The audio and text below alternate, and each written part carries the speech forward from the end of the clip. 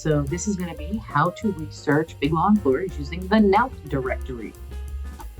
This is a great website. It is free. You will have to create an account using your student email address, but once you create one, you can start here, nalpdirectory.com, and you could type in a firm name or a city, but let's just, for the purposes of example, start with DC. If I just hit search, it's going to show me all the big law employers that report to NALP here in DC. I've got 100 results.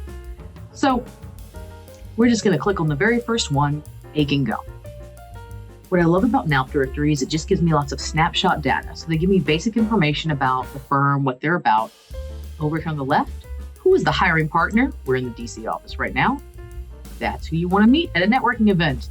Who do I write the cover letter to? Right here. It's super easy to use. So if I scroll down here, it'll show me all their other offices and the number of attorneys in each, so you get a sense of how big each one is.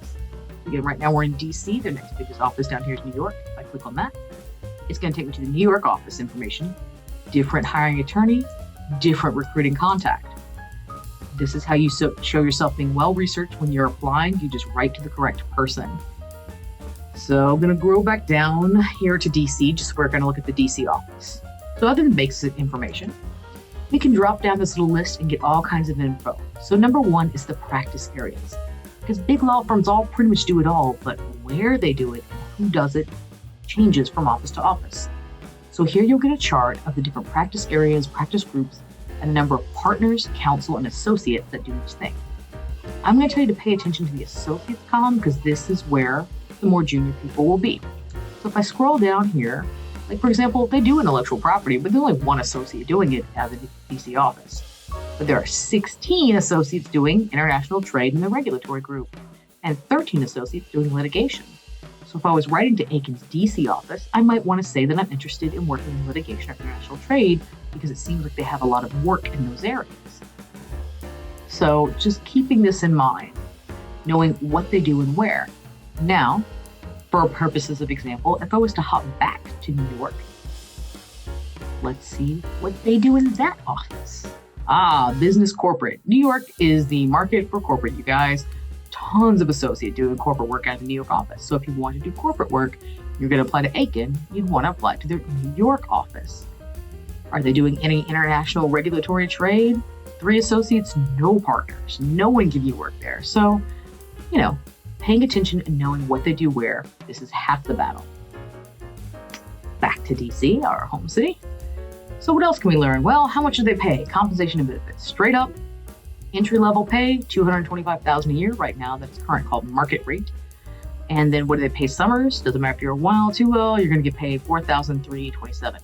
Note that it says 3Ls, but they don't hire 3Ls. I'll show you that in a second. But yeah, $4,000 a week. Great money. So let's look at recruitment and hiring. How many people do they hire or project to hire each year? So here, again, we're still in DC. We look down here, in 2022, they hired 9 1Ls and 14 2Ls, 7 and 15, and 5 and 15. So you've got a better odds shot of getting in as a second year because they hire more people. But they do hire someone else. But notice the 3Ls, 0. They don't hire. Big Law doesn't hire 0 Ls. Their entry level come from their 2L summer class. That's just how Big Law works. You either get in after being a prior summer associate, or you come in as what's called a lateral associate, which means you have 3+ years of post-grad experience.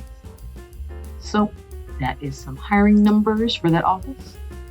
Let's say I want to know things about their work hours, if they have billable requirements, what they are. Yes, they have one, but they don't tell me the number. Most firms, it's around 2,000 hours. I could find out more about if they have diversity inclusion contacts and if they do any recruitment or have diversity fellowships. You can read all about this here. They'll talk about, yes, we have a 1L diversity fellowship, and they'll tell you all about it here. So if you want to apply as a 1L, hey, go that route. Speaking of diversity, let's look at the lawyer demographics in each office. So here they'll break it down, men to women, how many partners, associates, counsel, summer associates. And then they break it down with like a race and ethnicity. So as you can see, most big firms, no matter how much they say they value diversity, clearly they're still just promoting and hiring white men. But these are the numbers, and this is not uncommon, guys. This is most firms. This is what it's going to look like. So just knowing the reality of that.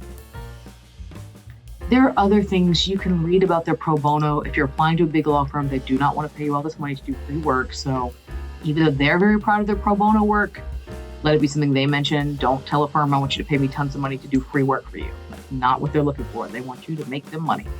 So there's other things in here you can look at, but the big ones we've hit on. This is why I love this website, because just who do I write to? What do you hire? If you go to their main webpage, they'll tell you they do everything everywhere. This is just a really easy way to get that info right off the bat. So that is the NALP directory.